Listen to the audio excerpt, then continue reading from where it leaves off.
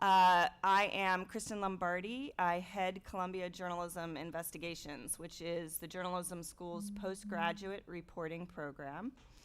If you don't know CJI hires recent graduates of the school, usually a year, 2 or 3 out from getting their master's degree, as full-time reporters, and then we partner with professional news organizations to produce investigative journalism in the public interest. And this panel is really showcasing our latest investigation, Harm's Way, which was a multi-newsroom collaboration spearheaded by 2 national nonprofit newsrooms in this country, the Center for Public Integrity and Type Investigations, as well as about a half-dozen local newsrooms across the country.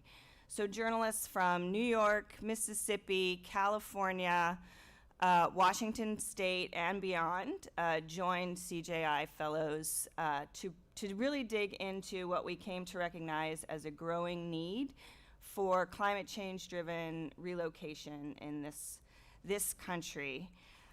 We published a 3-part national series in August, just as record-breaking floods were inundating Kentucky and another fierce hurricane season was looming on the horizon. Local partners have been publishing pieces since August as well. Our investigation found that there is little organized government assistance for preventing the loss of homes and lives before climate-fueled disasters strikes. And there is no comprehensive focus on moving people to safer areas. Through on-the-ground reporting and an analysis, a unique analysis of 3 decades of federal disaster and spending data, we found that communities hard hit by repeated hurricanes, floods, and wildfires are often more socially and economically vulnerable than other places.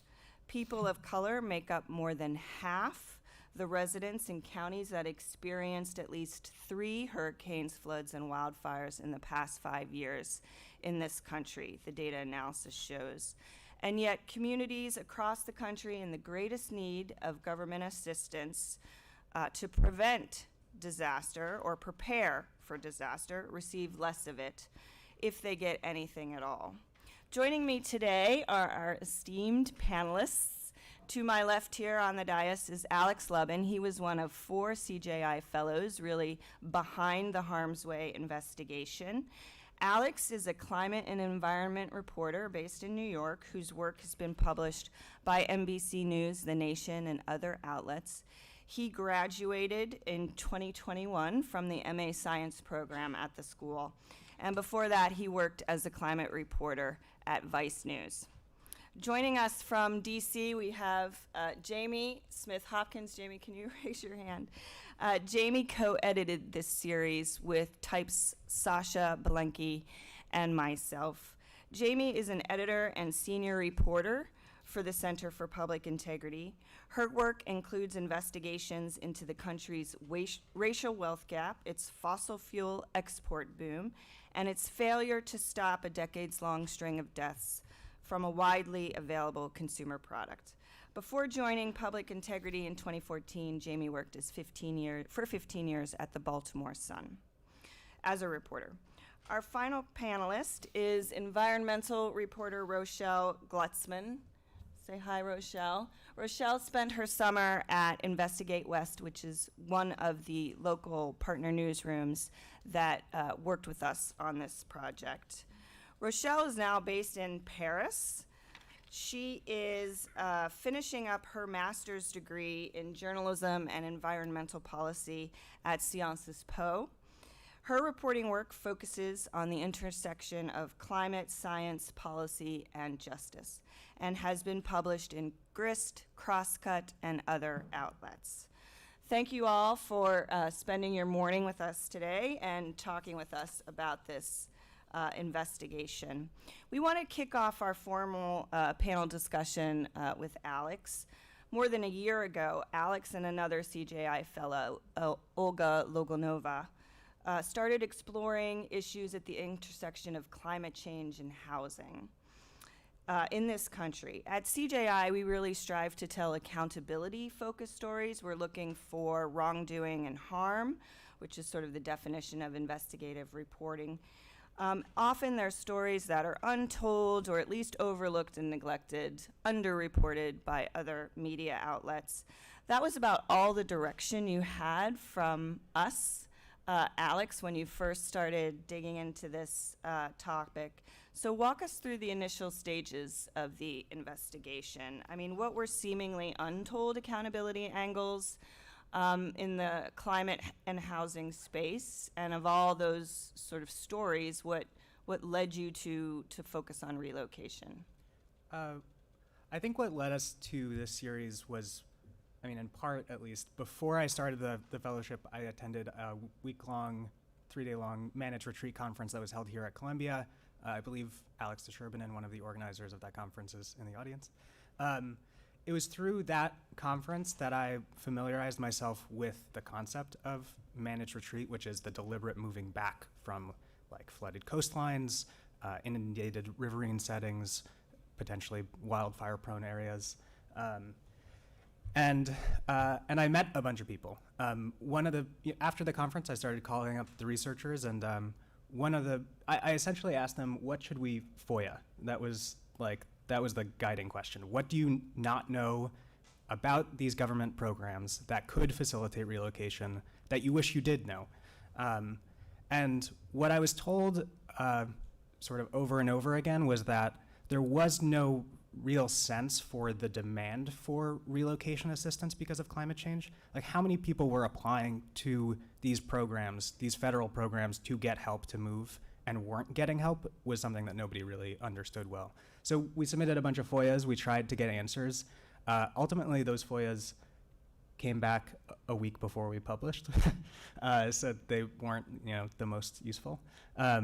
But they led us down, they led us to asking a bunch of questions, and we ultimately found communities across the country that did want help to move and weren't able to get help from the government to do so.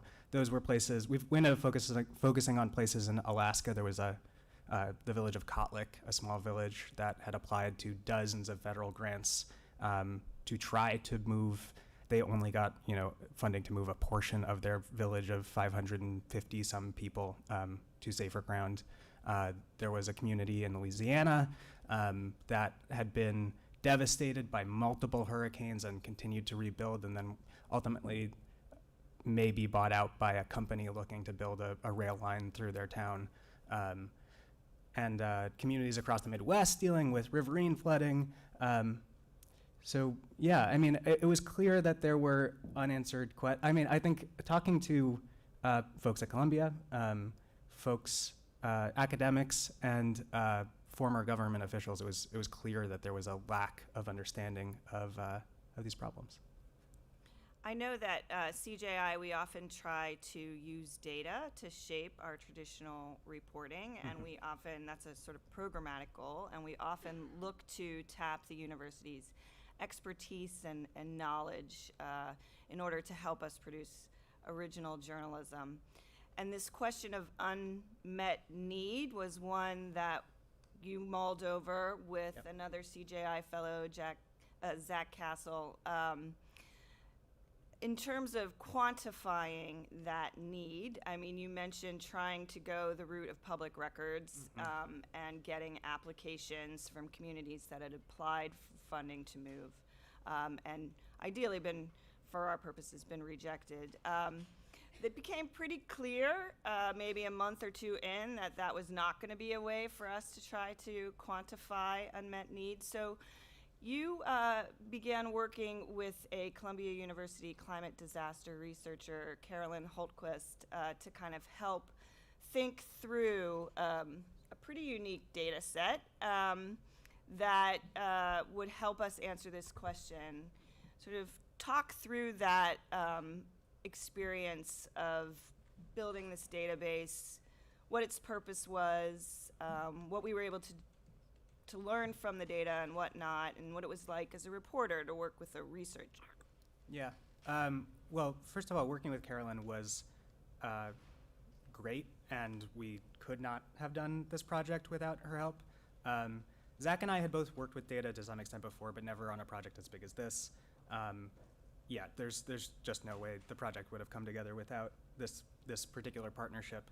But what Carolyn had done was put together, Carolyn and a few other researchers had put together a data set that's called CEPHR.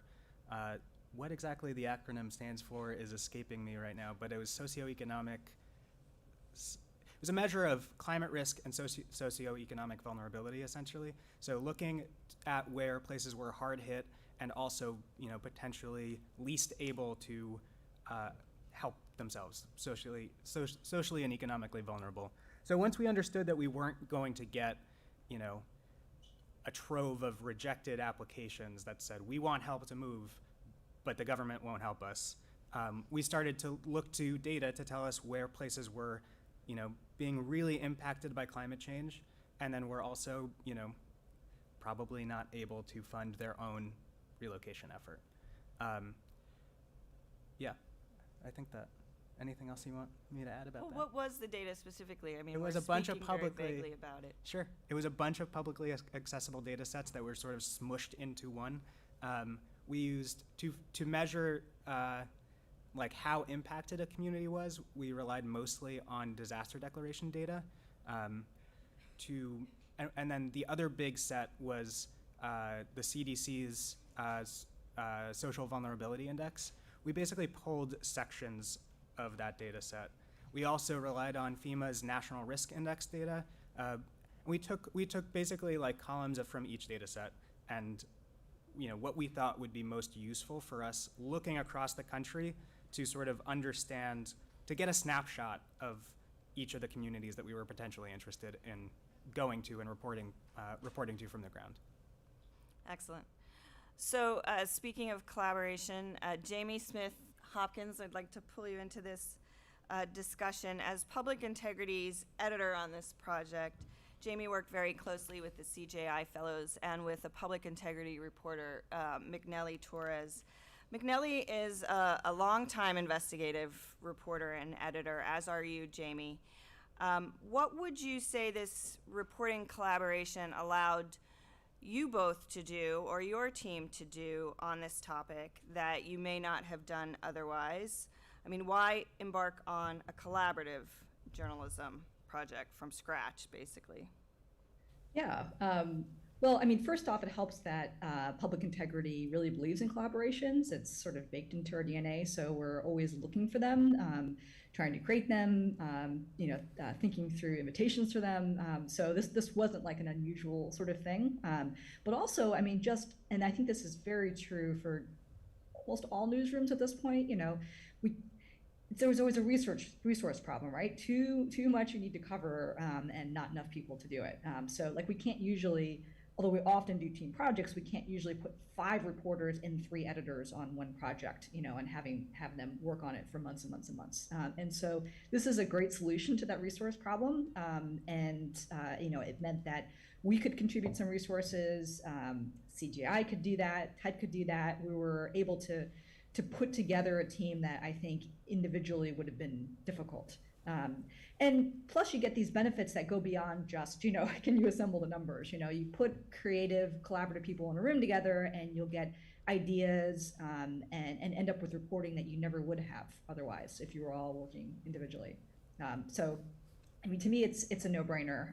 I'm really glad that we got to work on this project together, and getting to join in early on meant that you didn't have the problem of somebody coming in late and going, wait a minute, did you consider this thing? Like you're able to talk through things and say, yeah, that sounds good, or maybe that's a rabbit hole we might want to avoid.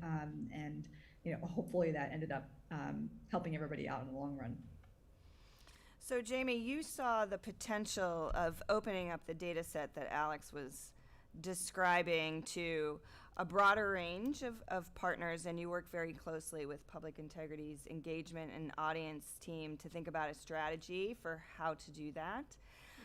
Explain the thinking behind that strategy. I mean, like you had mentioned, we already had 5 reporters, 3 editors.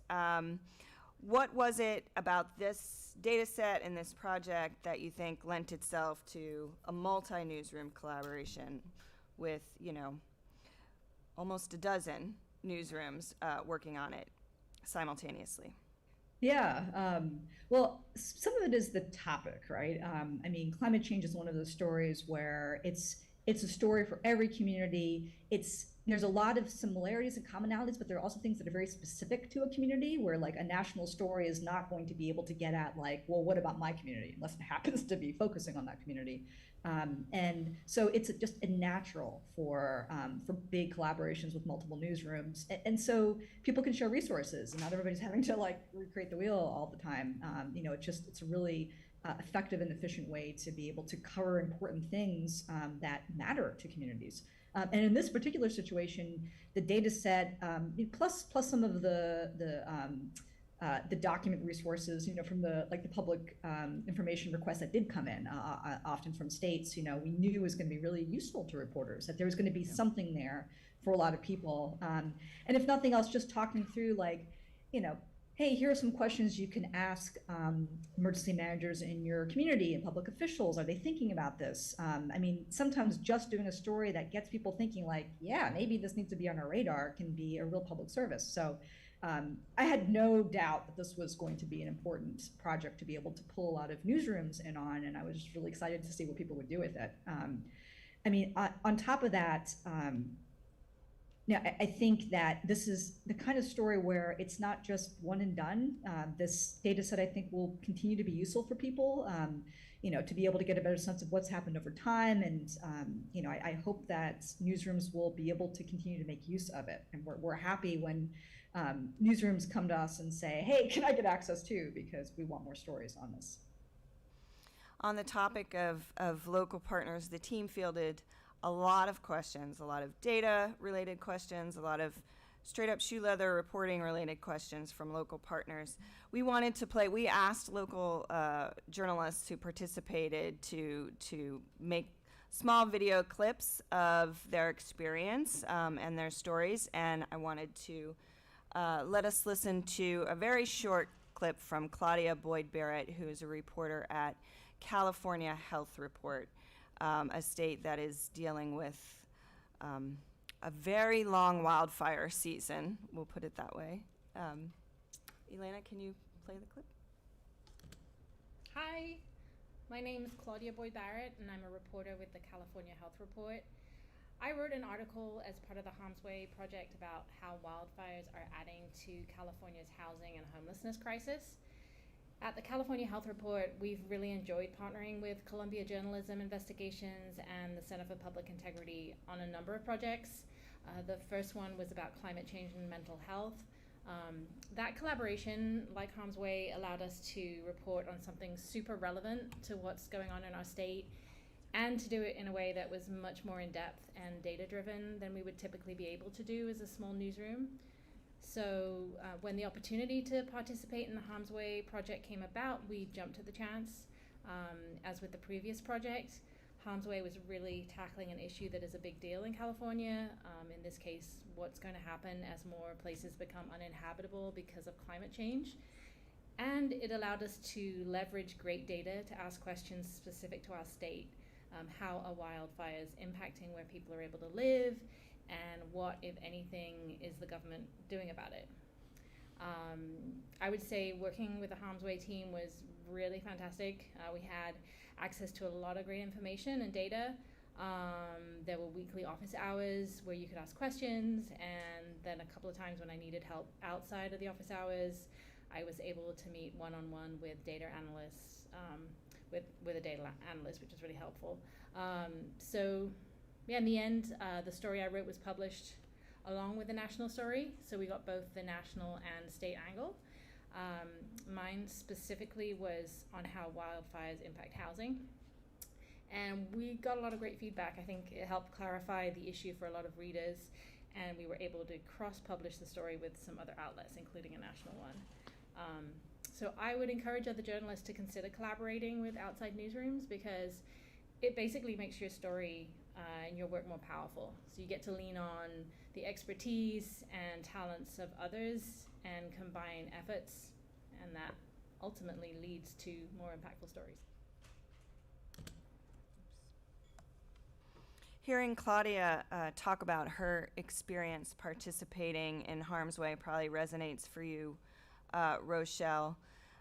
You actually, were aware of managed retreat and came to Investigate West with an idea of writing about managed retreat. I'm curious, tell us a little bit about the 2 stories that you worked on as part of this project, and I'm curious how the data and the collaborative process may have changed what you were thinking of doing going in, or influenced what you were able to produce.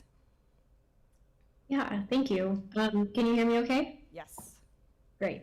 So yeah, it's true. I did come into Investigate West with some ideas, less about managed retreat and more about just the whole impact of sea level rise on coastal communities.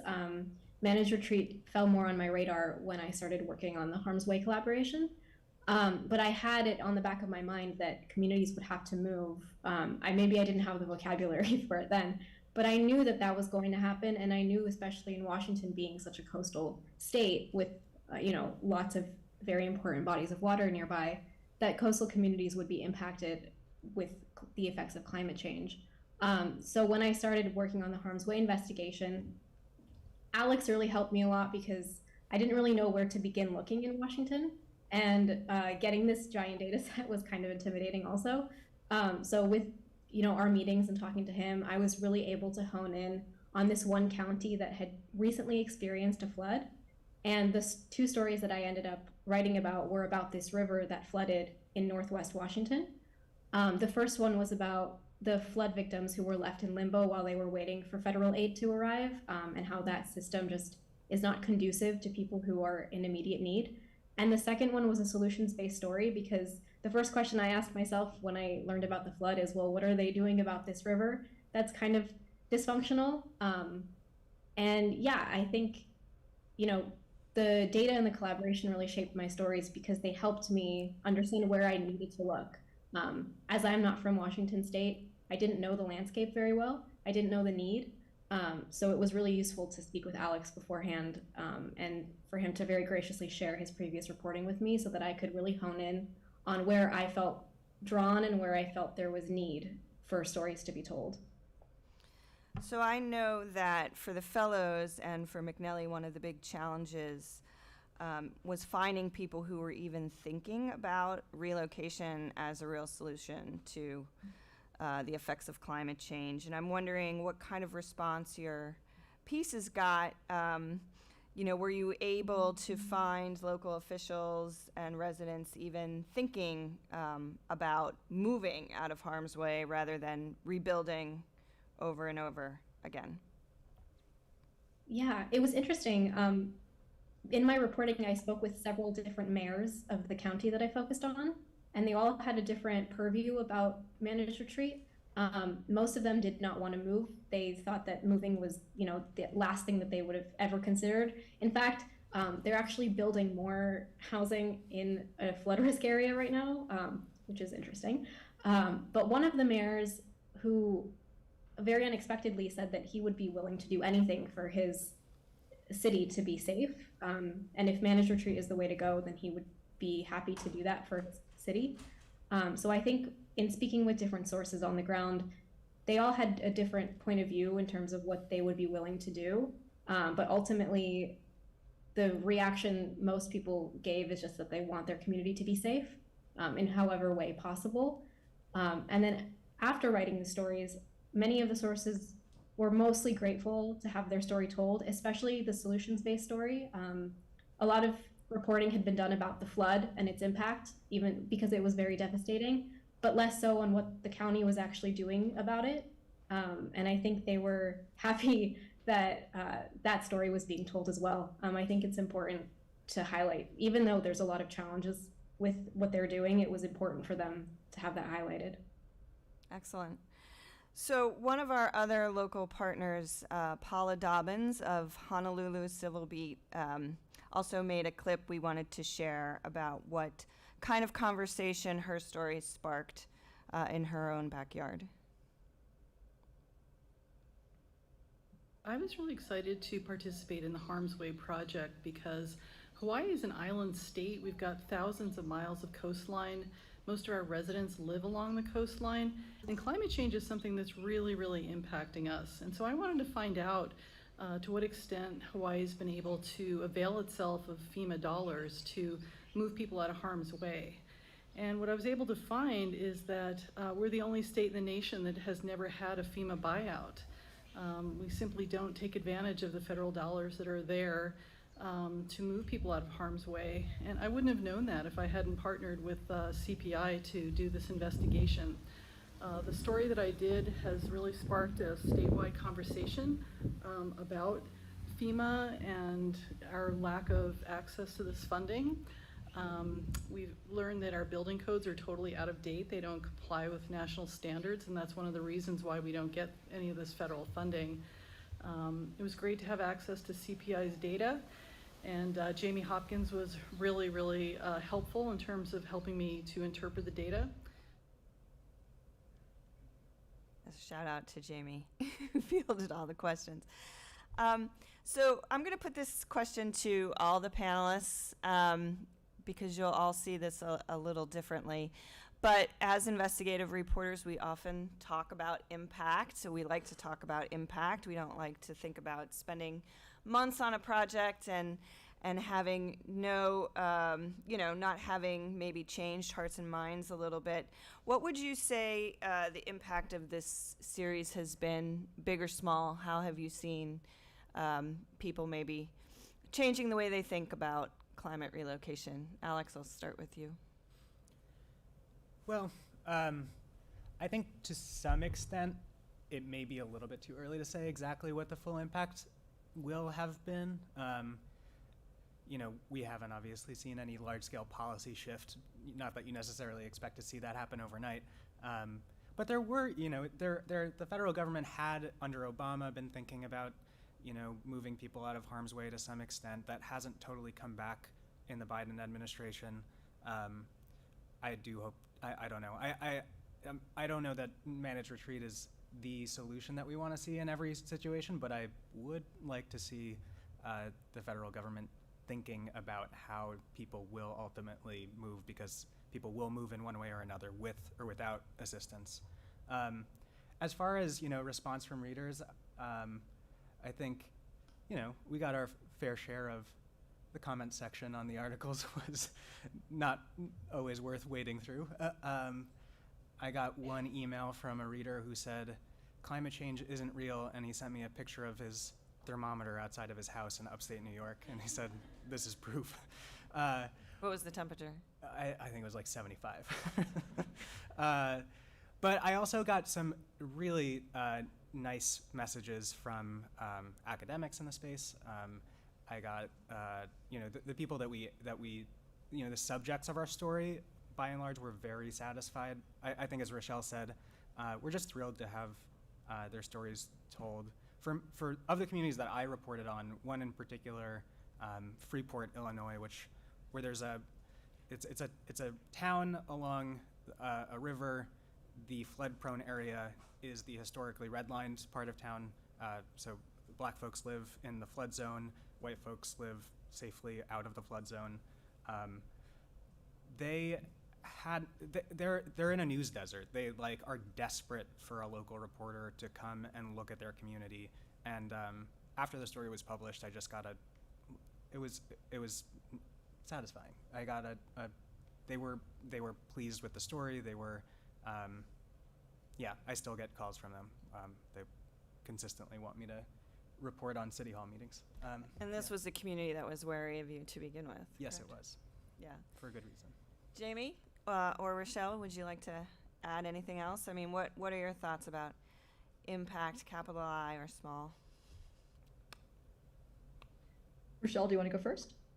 I was just going to say ditto to what Alex said. I don't know if I have much more to add, just that it is nice to, have the people that you report on appreciate that their story has been told. And I think it's also great to pinpoint these examples, even if they might feel small or very hyper-local, because I'm sure somebody else reading the story elsewhere will resonate and be like, oh yes, this is what's happening in my community as well. Yeah, and I think too that, I mean, first off, as Alex points out, it tends to take quite some time to see maybe say policy impact from an investigation, especially things that like this that are complicated. It's there's not like a real quick fix, in other words. But actually, that's why I think these stories are so very important because this is the sort of thing that if this is not something people are thinking about, and it has to be a lot of people, it needs to be elected officials at all levels and just general members of the public, who are in the position of being able to say, hey, I want to see this happen, or I don't want to see something happen. If you don't have lots of people thinking about this, then we'll be past kind of the crisis point, when people are thinking, oh, maybe we should have done something. There's lots of things that communities need to be thinking about now to get ahead of the worst impacts of climate change, and to keep people safe, and to sort of stay intact as a community, even if it's not exactly the way the community is organized right now. So I think it's really important to have stories that are putting this on people's radar, because it's going to take a lot of thought and effort to make this work. Yeah, speaking of climate change, I mean, it is one of the biggest stories of this generation, certainly of our lifetimes.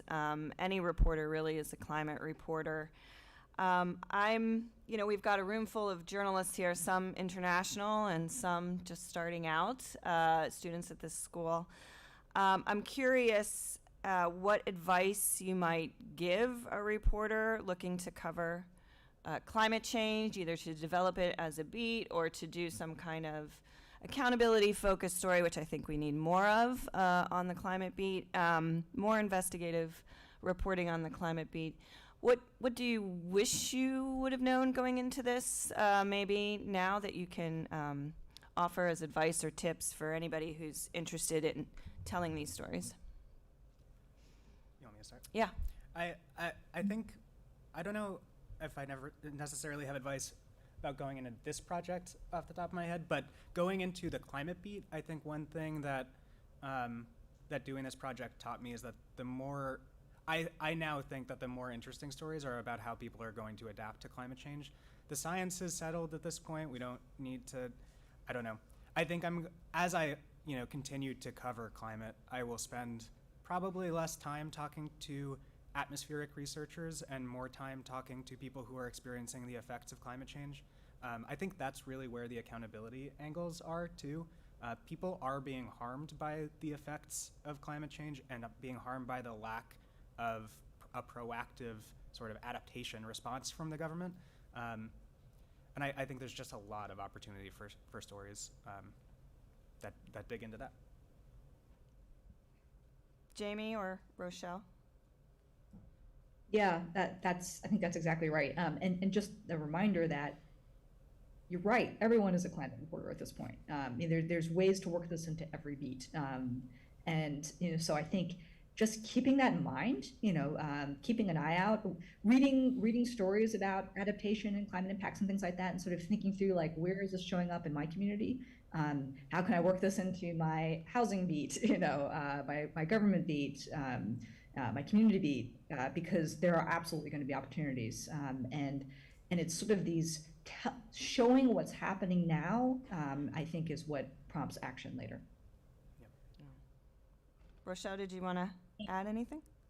Yeah, definitely. I agree with what Jamie and Alex have said. And also, I think, as much as the science has been established, I think for any reporter who wants to do stories about climate change, knowing the science very well is crucial. I know for myself, in my case, reporting on this river, I didn't really have to learn the whole ecology of the river, but I did. And I think it was useful because especially when you want to speak with sources that are like tribal communities or people that are very severely affected by the impacts of climate change, they want to know that you know what they're going through, even if it's just on a scientific level. So I think we can't downplay the importance of knowing exactly why things are happening the way they are. It just makes you more credible, I think, as a reporter. And then the other thing is that reporting on climate change is difficult as a reporter, and also it's difficult on the people who are impacted by climate disasters. So knowing how to take care of yourself mentally and to take care of your sources, how to speak to them, ask them about these traumatic incidents that they've lived through, is a skill that we will probably be working on all of our lives as reporters, but it's definitely an important one. That's a very important piece of advice, the self-care, because we think about disasters, but they are traumatic events. And believe it or not, there are people in this country that have experienced, not just 3, but 4, 5, 6 hurricanes in the last decade or less. On the subject of tips, I wanted to play our final clip, which is from McNally Torres. She wasn't able to be here, but she was a force for many of us on the team. And she wanted to record a few words about what this collaboration meant to her and how reporters who might be eager to cover climate can get started. Elena? Working with other newsrooms or independent journalists is a very good strategy because you bring people with different skills, and that helps produce better journalism. It also maximizes the impact when you got a handful of newsrooms working toward the same goal, to produce a project. Climate change is impacting all of us, and the US government has not been able to tackle or a plan to address the needs of relocating a great number of people who are living in flood-prone areas as weather threatens their lives and properties every year. The advice that I can provide to journalists looking into producing environmental reporting is to read everything that has been written in areas that you are interested in covering. Also read research, talk to researchers, talk to journalists that produce this type of work, and join groups of journalism groups that will help you, mentor you, and help you produce investigative journalism and environmental journalism, like the Society of Environmental Journalists and Investigative Reporters and Editors. More importantly, start small in your community, in your backyard. There are all kinds of stories out there that have not been covered. So don't take the ambitious project to begin with. Those are great for later on, but just start small. At Public Integrity, we love to collaborate. That's part of our DNA, but we also believe in providing the data and making it public because this at the end, the data belongs to the public. A piece of advice before I leave is please be humble. We need to be humble and understand that collaborations have a greater impact when many folks are brought in to the fold, but also when journalists help each other, because we all want the same thing and we all learn from each other. I sure did learn from my colleagues working in this project, and I don't take that for granted. So good luck out there, and can't wait to read what you guys produce. Awesome. Before we open it up to questions, I just want to give a shout out to Julia Shipley. Julia, wave your hand. Julia was one of the 4 CJI fellows who worked with Alex on this project. Julia, I'm curious if you have any additional tips or if you have any thoughts on the challenges around reporting on climate or on climate relocation, if there were any lessons learned from your months on this project you want to share. Yeah, I think you can use that mic. I think I Yeah. just want to share a pedestrian. Julia, use the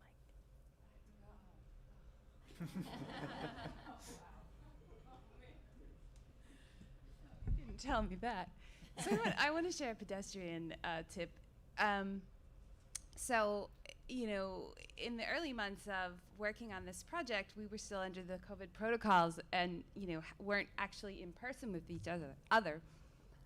So what we did was, we'd meet on Zoom and we'd Slack each other, but at the end of the week, we'd collaboratively produce what was called a 5:15, because it takes 15 minutes for us to produce it and 5 minutes for Kristen to read, theoretically.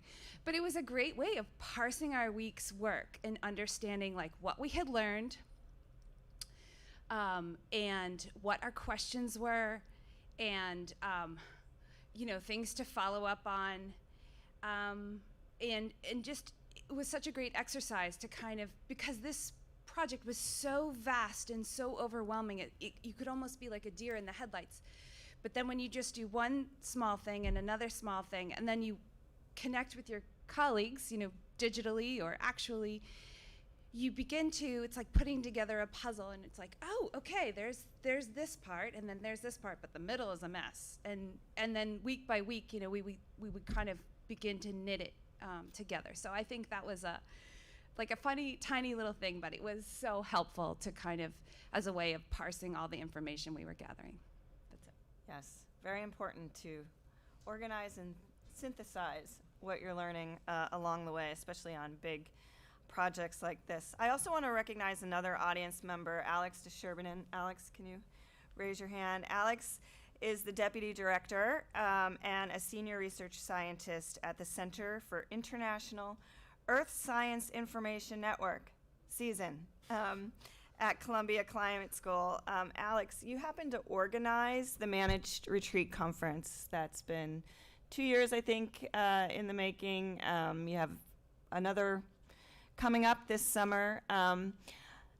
The conference that really inspired Alex to look at climate relocation.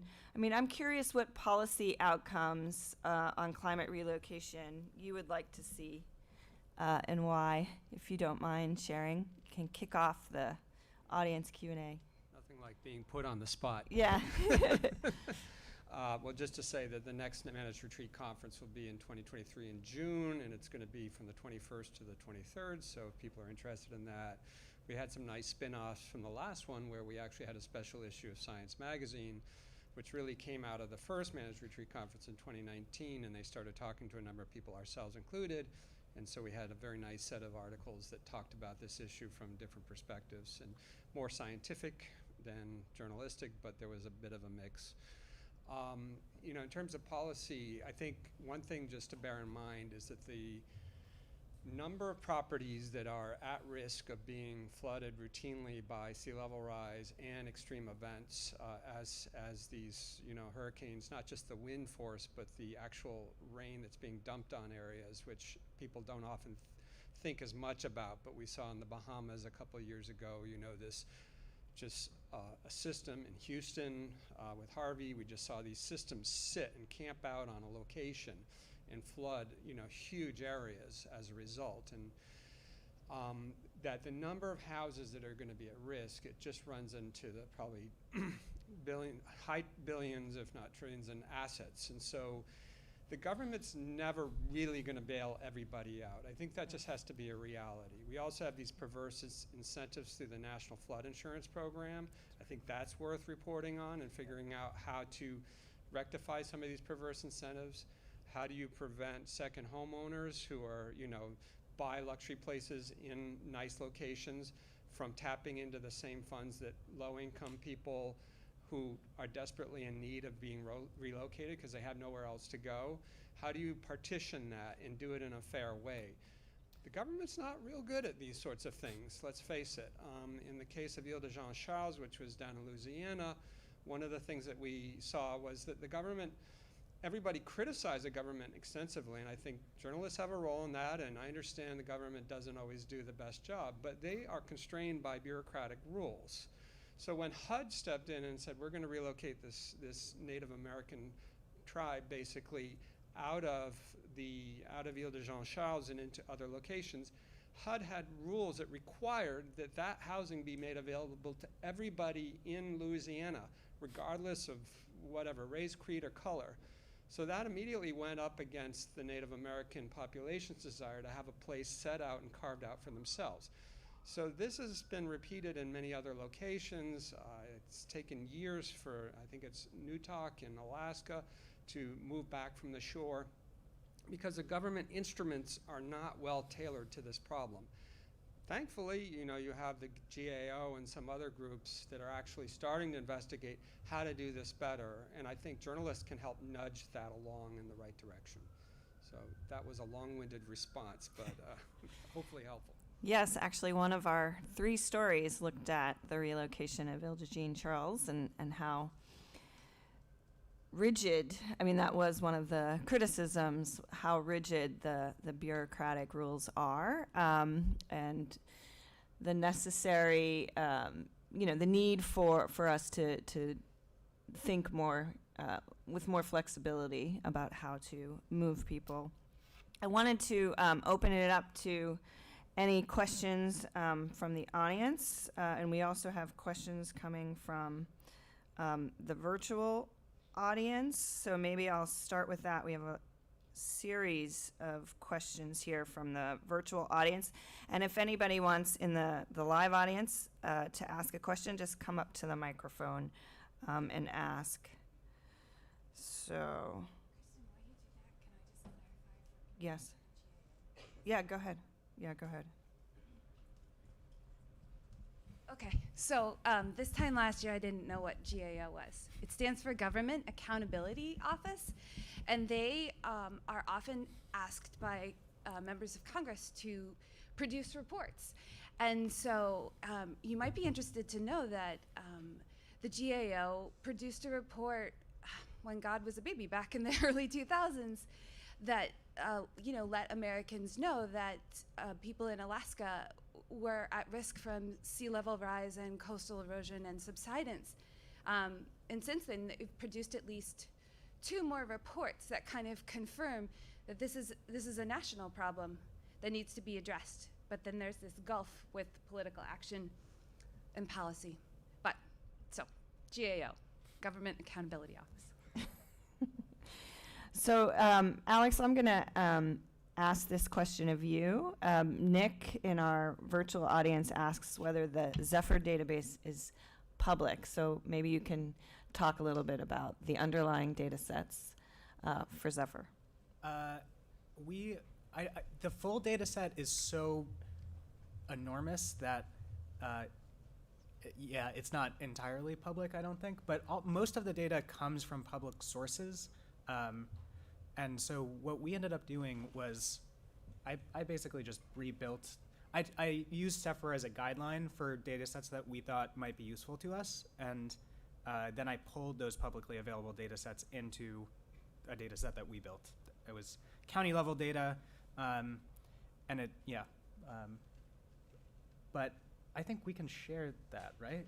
It is shared. Oh, it is shared. Yeah, actually, a streamlined version, Yeah. a simplified version of the data set is actually online on Public Integrity and Types websites as part of this series. You can look up the data set, and you can actually look up your municipality, your county, or your state with that information and find a piece of the data set. But there were basically 5 government data sets that were joined and are behind Zephyr as well. Zephyr has maybe 600 fields, so it is massive. And yeah, I mean, if you're interested, we could put you in touch with Carolyn, who would be able to say whether or not the full data set is ever going to be made public. Our data set our full data set will soon be made public on through Columbia.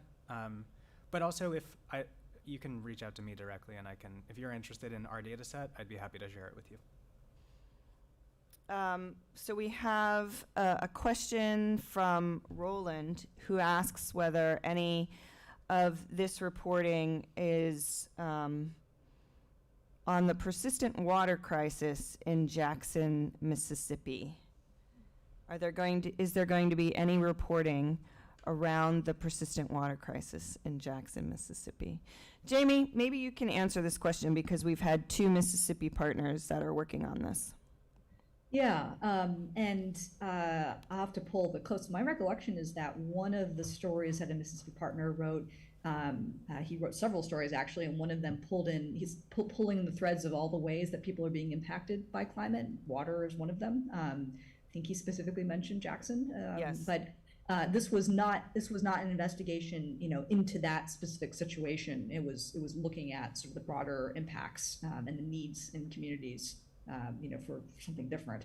I think, you touch on something that is really important, which is that there's multiple ways that people are being impacted by climate change, multiple ways in which climate change is making existing problems worse, and water is one of them. And so I think that is an important tip for reporters who are watching this, wondering what should I be looking for in my community, is you might want to look to see what the impacts to water are in your community. And for members of the public, trying to better understand, how might this impact me, is to be asking those questions of your public officials. Absolutely. We have another question here from the virtual audience from Adele, who's wondering if poverty is the main cause of climate change. I think, Alex, maybe you can talk about how climate change exacerbates sort of existing inequities. I mean, certainly we found that as part of our investigation. Yeah, I mean, I think one of our main findings was that helping people to move was just deeply embedded with a long, long history of housing inequality in the United States. Where do poor people live now? Where is land cheap? It's often in the floodplain. It's often in places that are like at risk. It's often, a lot of new development is happening in wildfire-prone areas across the West. I think, is poverty the main cause of climate change? I'm not sure about that, but is poverty like a multiplying factor for how impacted a community will be by climate change? Absolutely. I think there's a lot to tease out about,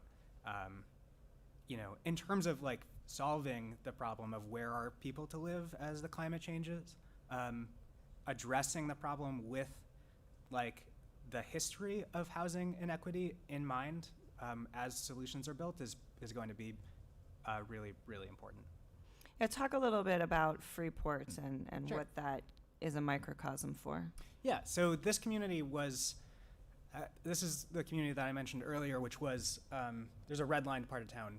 Black people could only buy property in the flood zone from like the 50s, on. What redlining means, there was a federal, this was an actual federal policy, but in this particular place, they were too small to be federally redlined, but they could not get bank loans to buy property anywhere except on the east side. It turns out that the east side was then designated as a federal floodway, which basically meant that the federal government doesn't recommend that anything be built in this area, and so these people couldn't actually make repairs to their homes after they were flooded if the repairs cost more than 50% of their property. This is all sort of bureaucratic, but basically it led to people living in housing that was really quite unsafe. Mold, roofs in disrepair, and with really no legal way to repair their property. If they did repair their property, they were doing it sort of behind the city's back. I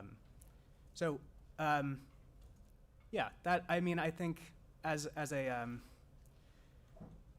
these policies intersect, the fact that this place was redlined and then was designated as a floodway where no repairs could be made, that's a historical policy choice.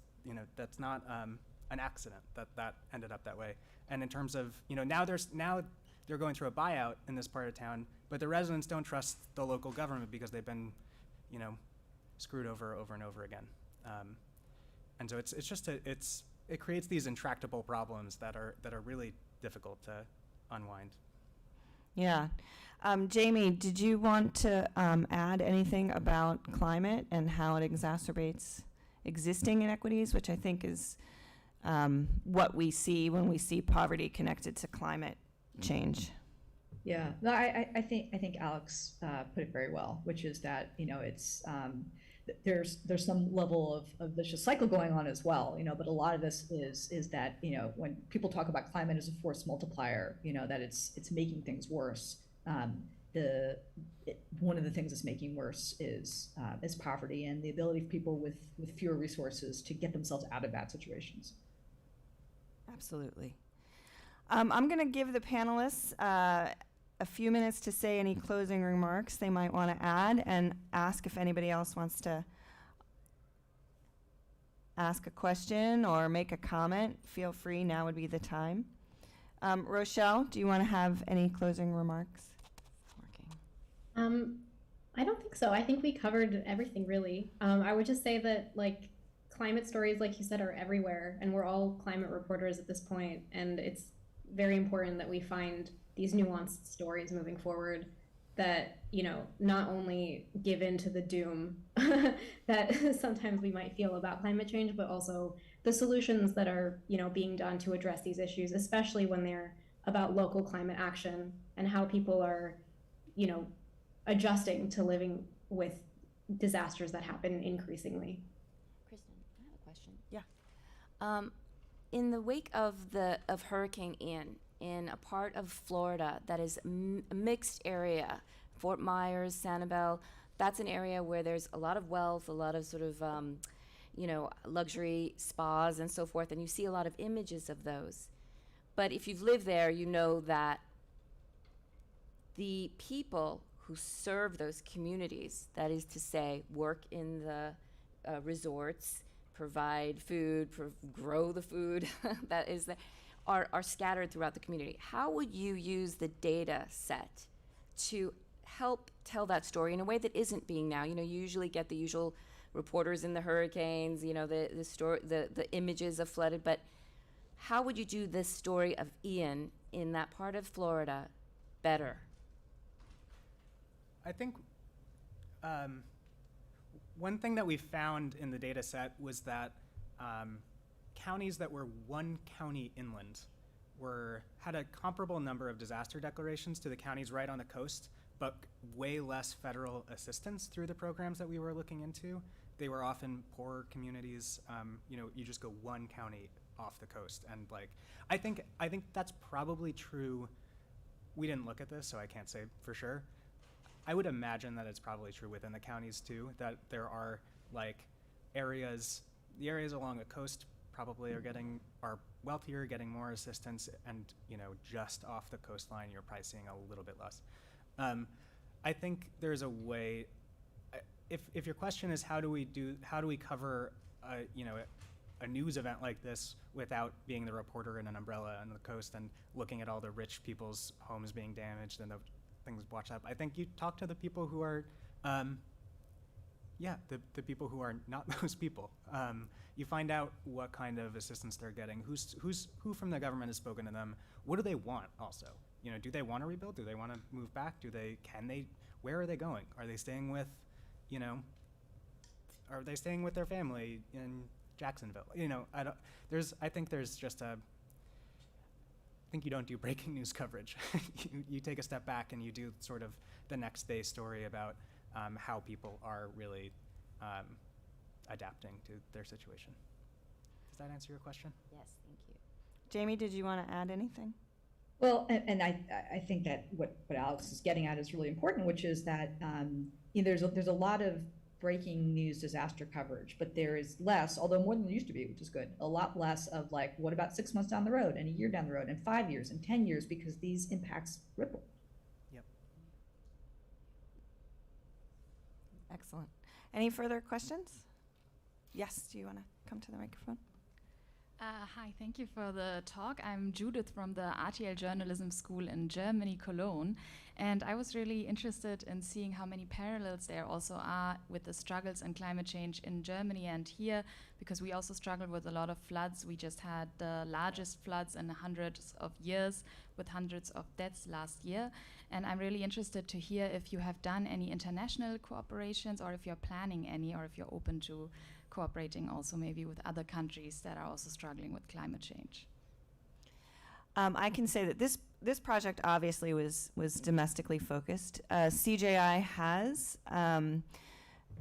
collaborated with newsrooms, worldwide in other countries. We haven't done anything on climate, and I think the reason has to do more with the way in which climate can be like very local and very regional and also global. I think Jamie kind of spoke to that in the beginning, which is one of the reasons why we wanted to pull in as many local partners as possible, was because the impacts do really look different. And I mean, I would be very curious to understand more how your government is preparing for climate disasters, and maybe is there a possibility for journalists to call attention to other countries where governments seem to be doing it a different way and maybe doing it in a better way, where we can learn from, policies that are in place elsewhere. I don't know if Alex or anybody on the panel is aware of other countries and their efforts to relocate people out of harm's way, or even if you are, if you've thought about this as a topic.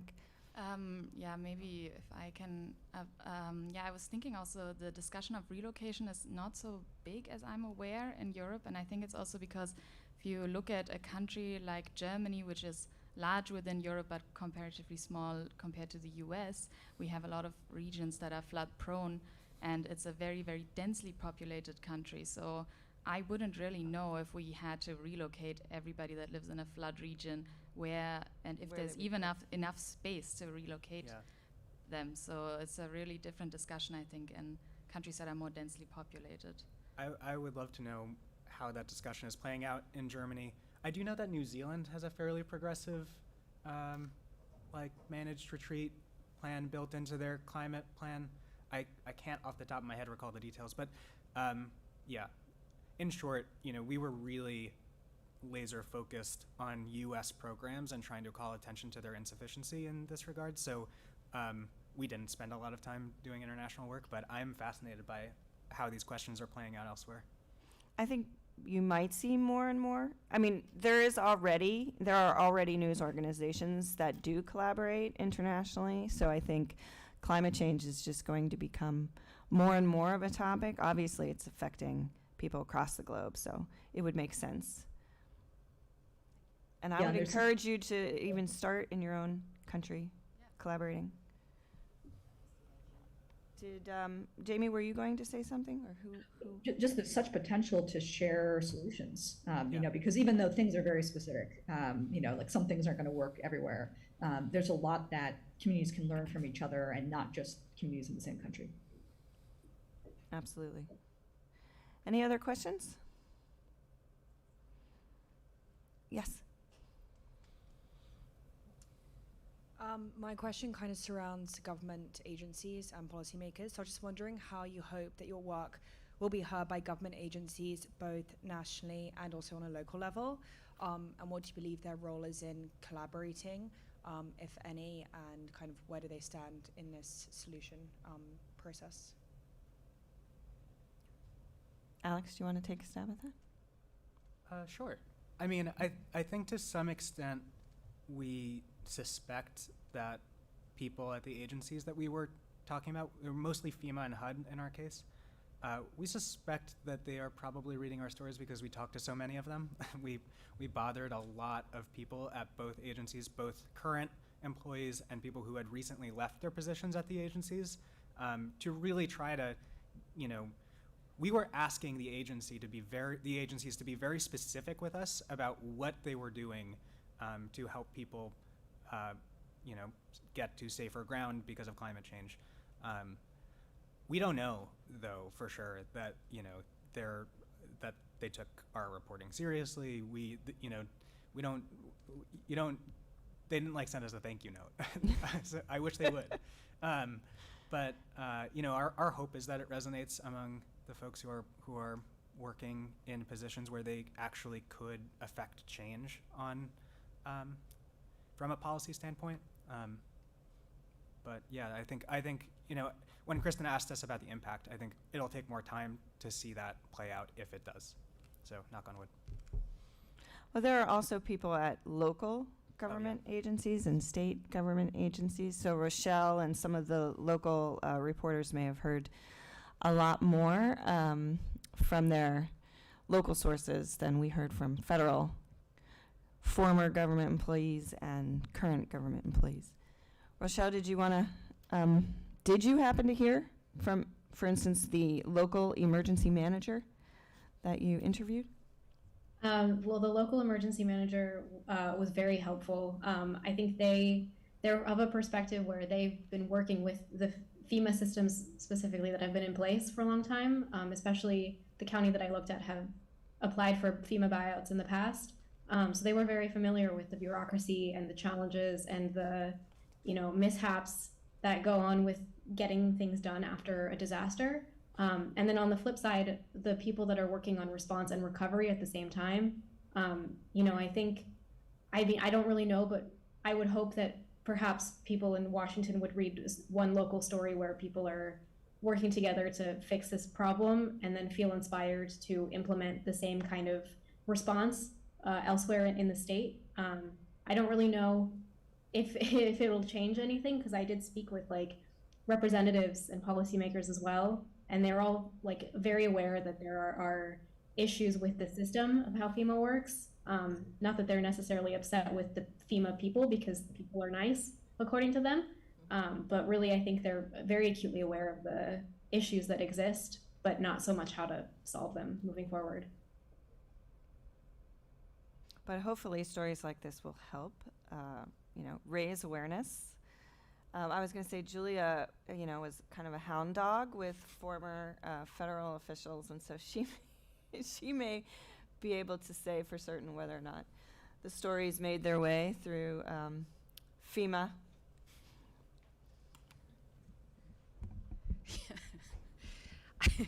Whether our story makes an impact remains to be seen, but I think certainly FEMA has come to dread certain Columbia email addresses in their inboxes. I think one of the things that was really distressing was to realize that it was really hard to find any elected official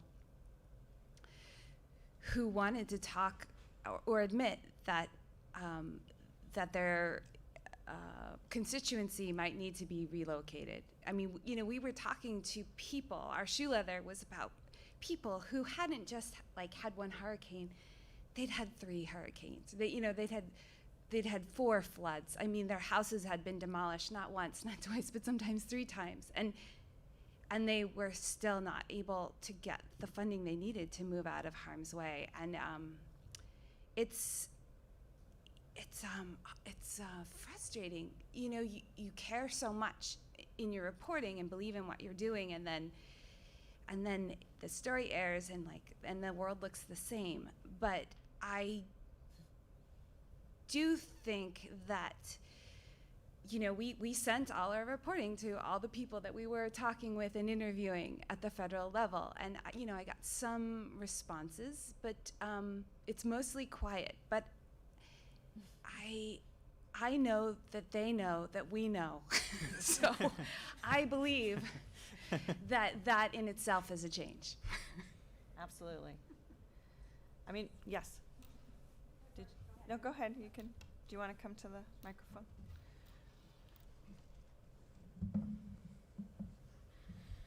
So my name is Katrina. I'm also from the journalism school in Germany, and I was wondering, because in my experience there is this sort of fatigue when it comes to climate change news, at least on the factual scientific level. So I'm wondering, you said that you're in the future going to change the kind of the viewpoint more on the adaptation of people, and I was wondering if you think that that's going to result in more people ultimately paying attention and listening, and to kind of counteract this fatigue. I think so. I don't know. I will admit that I personally have some fatigue about writing that there are now, however many parts per million of carbon dioxide in the atmosphere, and it is warmed the Earth by by this many degrees over. I think putting someone's face on the problem, I think talking to people who aren't just scientists. You have to talk to scientists. You have to understand the science, as Rochelle put very well. But I do think that talking to the people who are bailing out their living rooms or rebuilding their home for the 3rd time after a wildfire, I find those stories more interesting to write, and I hope that readers will find them more interesting to read. Yeah. Jamie or Rochelle, do you want to add to that? Yeah, I mean, because people care about people. Yeah. And also, I think it's a little bit easier, if you're thinking about do I care about this issue, to imagine yourself in that situation, as opposed to just hearing numbers and trying to sort through what does it actually mean for me. So I think it's really important. And I would say to everybody who is maybe either you've already been reporting on this or you're thinking about reporting this and you're feeling some kind of level of hopelessness, like, what's the point? Well, actually, having people not only understand that, hey, maybe there's a problem here, but really see how it's happening, how people are expecting to get worse from here, what could help, what are people trying, what solutions might be working. That this is really important stuff, because we saw in the case of relocation, Julie was getting at this, public officials didn't really felt like this was some kind of thing they shouldn't even be talking about, like admitting, having people saying like, hey, maybe we need to do this, or maybe this could be a solution. How do we make it a better solution? How do we make this work for us? That is going to be critical. There's lots of things communities are going to need to do, and having real good discussions about how can we make this better is really the key. Yeah. Rochelle, do you want to add? Yeah, I'll just add on to that, that I think solutions journalism is really like a good way forward to get out of this fatigue for reporters ourselves and for readers of news. I think everybody's kind of sick of reading about problems, and I mean, solutions journalism, you have to be careful about it, but I saw a tweet like a few months ago that solutions journalism is investigative journalism plus, because you have the issue that you're investigating, and then you have the response that you're also investigating, and the nuance of that response, the challenges, the shortcomings, etc. So I think that is a really good way to get out of this system of news that we're in currently, to beat the fatigue and to find stories of people that are doing something very interesting and positive for a change. And if they're not, they're trying to. I mean, I do think it's really important to talk to people, like people on the ground who've been impacted. We spent a lot of time trying to figure out the data and trying to figure out how to quantify unmet need. But when it came down to it, like the only way we were going to have a story is if we started talking to people on the ground and finding people who were actually impacted. And that kind of gives you, enough of a boost to get you through the fatigue, to get you through, oh my God, this community has seen how many disasters now? And how many more to come? So, yeah, I think that's part of it, is making sure you get away from the policymakers and the science and the experts, the talking heads, so to speak, and get out on the ground and start talking to people who maybe aren't connecting the dots to what's happening to them, to climate change, but they are experiencing the effects. So with that, I think we're going to end. Yes? Well, I just wanted to say in terms of closing, for journalists to sort of understand in terms of the industry that they're entering, the reason why this project is so fascinating and encouraging for young journalists and older journalists like me is that it helps to alleviate another problem in our industry, which is the dissolution of and destruction of local news outlets. There's just not a lot of newspapers. I think I read at one point that local newspapers were closing at the rate of 1 week. And so the area of collaboration, where you can link young talent from institutions like Columbia Journalism School with journalists, working journalists, professionals like McNally and Jamie and others, to go into local communities where there may not be any reporters and do this kind of work is so essential and very much the future of our industry.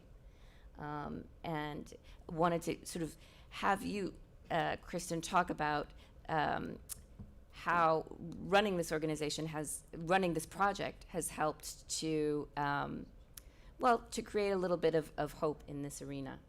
Well, certainly collaboration helps you get through the doldrums and the long slog of investigations. And I think, knowing that, hearing like Rochelle and Alex said, hearing people, just be excited to share their stories, sort of first be apprehensive and almost shocked that somebody cares enough to listen, because there have not been local reporters paying attention in their area for a while. But then to be so, grateful to be able to share what's happening.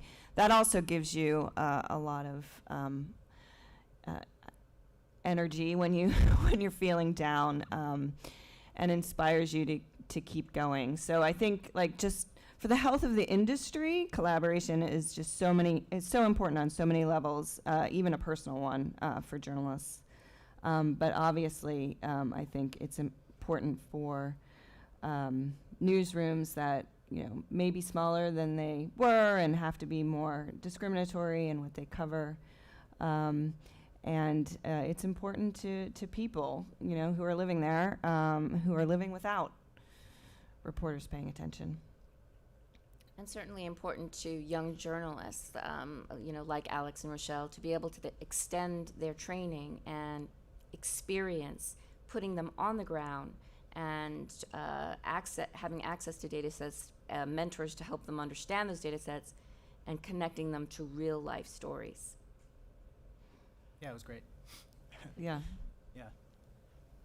Excellent. Yeah, the only thing I would add in closing is that, we couldn't have done this without Kristen, and she leads this program extremely well. I haven't spoken yet to how great it was to collaborate with this team, but it was really, we got so much editing. This story, and we got so much dedicated attention to every single line in our story. It was really unbelievable. I've never had that kind of, I don't know. It was great. Yeah. Hopefully you'll experience it again. Fingers crossed. Because that's the way it should work. Thank you so much. We appreciate all the attention. Read the stories. Cover climate. Think about relocation and adaptation. Thank you, everyone. Thank you so much. Thank Bye, you, Jamie guys. and Rochelle. Thank you.